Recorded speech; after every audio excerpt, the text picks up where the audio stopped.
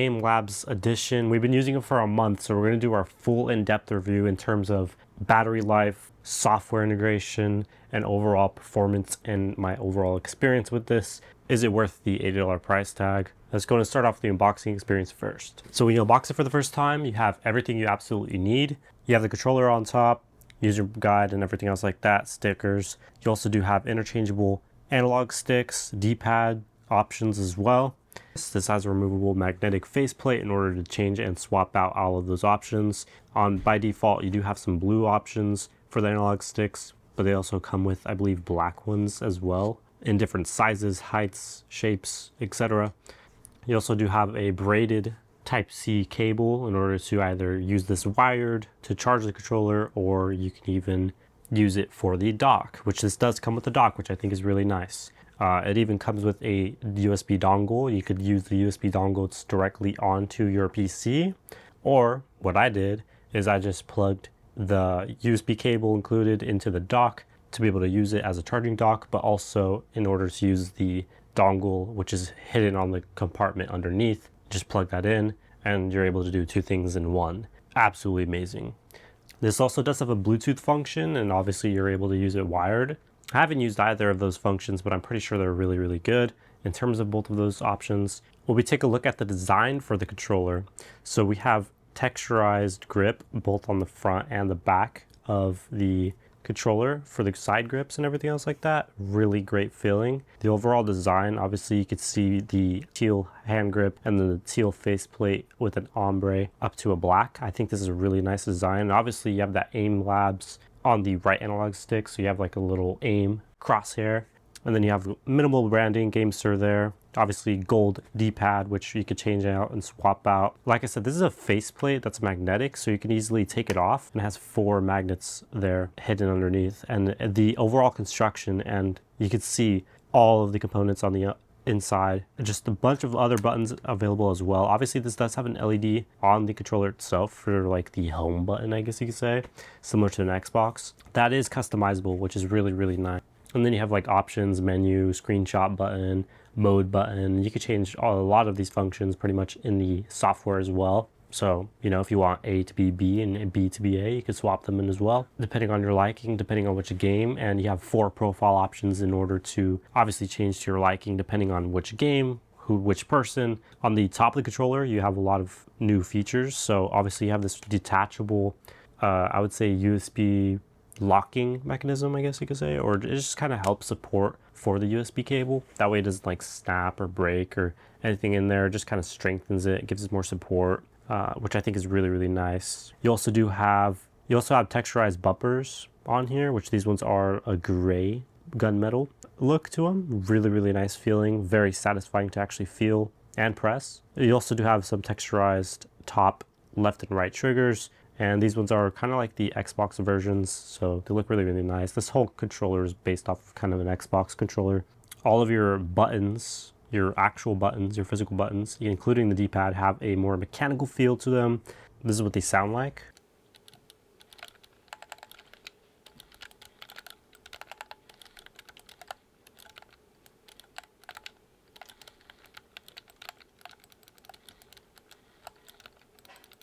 So I think that's super satisfying. A lot more satisfying than any other controller that I've ever felt. I think it's just amazing. I would just buy it again and again just for that. Even the triggers have the same sound effect if you have the hair triggers turned on. And their new buttons, which are the L5 and R5 buttons on top, you could obviously customize to your liking. So now you could actually do claw or touch all of the buttons all at once on the right hand side with just one finger, and then, you know, hair triggers and back paddles. If you look at the back, 2 hair trigger options, so you can either unlock them and go fully down just like normal, or you could switch them and you can go ahead and have them as hair triggers, and that's where you'll have the mechanical feel on there as well, which is this just pro grade level controller. Like an Elite controller costs $150, a DualSense Pro controller costs like $200, $300. This is 80 bucks and it's way better than both of them. It also has obviously back paddles, which are lockable. So whenever you actually lock them, it feels like there's like practically nothing there. Like it will not move and it will not wiggle, it will not budge whatsoever. And then you also do have your prongs in the middle for charging, and you also have a switch for different modes. So from dongle on the right side, Bluetooth on the left side. When we look at the bottom of the controller, pairing button if I'm not mistaken. And we also have a 3.5mm headset jack and a mute button, which you can obviously mute your microphone if you're using a microphone directly on the controller. Now, two things. The controller has a very crappy headphone jack. If you're gonna plug in some IEMs or some headphones or anything, I've already tried it. I still will have to try a dongle just in case if like I could denoise it, but it does have a lot of noise when you're hearing. For the microphone itself, there's no issues when it comes to that. They're using an older Xbox 360 version, so it has a really crappy headphone jack. So that's the only upgrade I would say in the future that they need to do. The second thing is that these have Hall effect switches, and their new analog sticks have a second generation feel to them. Anti-stick drift. Obviously, GameSir makes the best analog sticks in the game right now. So you're getting the top notch, the best of the best when it comes to analog stick. You will not have any stick drift whatsoever. I'm backing GameSir as well because their analog sticks are the best. Like there's nothing better than this. Pinpoint accuracy, which you can go ahead and fine tune to your liking because of the software in terms of dead zone and everything else like that, more accurately on the actual controller itself. So when we look at the software, this is the GameSir Connect software. To switch between different profiles, just press the mode button or the M button on the controller itself, and then you can also just move between different profiles. And it'll show you profile 1, profile 2, profile 3, profile, there we go, 4, and it indicates it with that white LED. So you have a 250 hertz, 1000 hertz, 4000 hertz, and an 8000 hertz. Whenever you switch above 1000 hertz, such as 4000 hertz, it'll tell you here, high report rate require higher PC performance. I don't really notice the difference between 4000 and 8000. Obviously, if you're more competitive, you'll be able to notice the difference a lot higher and better.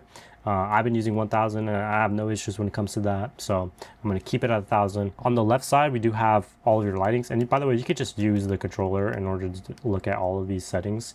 You don't have to use the mouse technically. So if we look at the lighting controls, we have between static, colorful, rainbow, and off. So you could turn it off completely if you don't want it to be.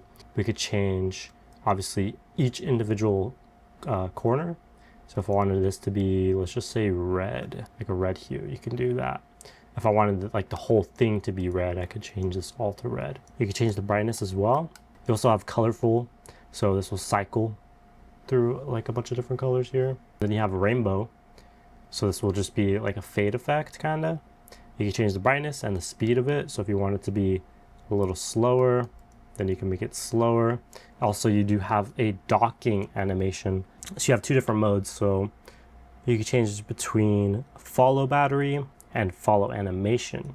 So whenever you have follow battery, it'll obviously change the color based off of what the battery is. It's on that as well, auto power on and off. So whenever you take it off of the dock, it'll auto turn on. Whenever you dock it, it'll auto turn off. It'll auto connect and disconnect based off of that as well, which I keep that on because it's really, really nice and helpful. In here, we also have other settings like buttons. Obviously, you could do any of these buttons to your liking.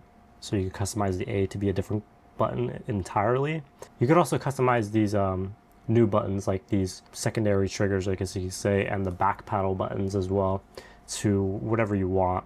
So I have this one set to B, this one set to X, and then the back paddles I have set to crouch for this one, and then A for this one to jump. So the next tab is your sticks. So you can change the left and the right. And over here you have curve adjustment. So you have 4 different presets that you could actually change based off your liking. This one's a more of a straight one. This one's like a gradual. This one's an S curve. And then you have that, I guess you could say custom, a stick trajectory, circle, or raw. I like to use the raw version. And advanced mapping as well, so you can change the X and Y sensitivity scale. And then you can also do the dead zone for it as well. You have joystick resolution, just keep it at 12. Version is motion because this has a gyroscope. Here we have these different output. So there's 3 different versions, and you can see it move based off of the controller's axis. So this is the left analog stick movement, like more of a 360 degree rotating and everything else like that. And this one, same thing. So this would be helpful for like a racing game or just anything like that, which you could change the activation button, which this one's set to L5, and the output, you could change the output to the left or the right analog stick. And then you also have a tilt mode as well. So let's turn this one on. So this one, it's just a tilt, and it looks like it's more of like an up and down motion. The next tab is your triggers, so you can actually test them. Right now I just have the actual physical hair triggers, which I'm going to turn off real quick so I can show you guys a little better. So you can actually see in percentage based off of bottoming out rate. So if you want it to be a little bit better, you could control this number here and test it in real time, which you could see the graph as well. So if I were to tighten this in a little bit, it would take less travel in order to be at 100.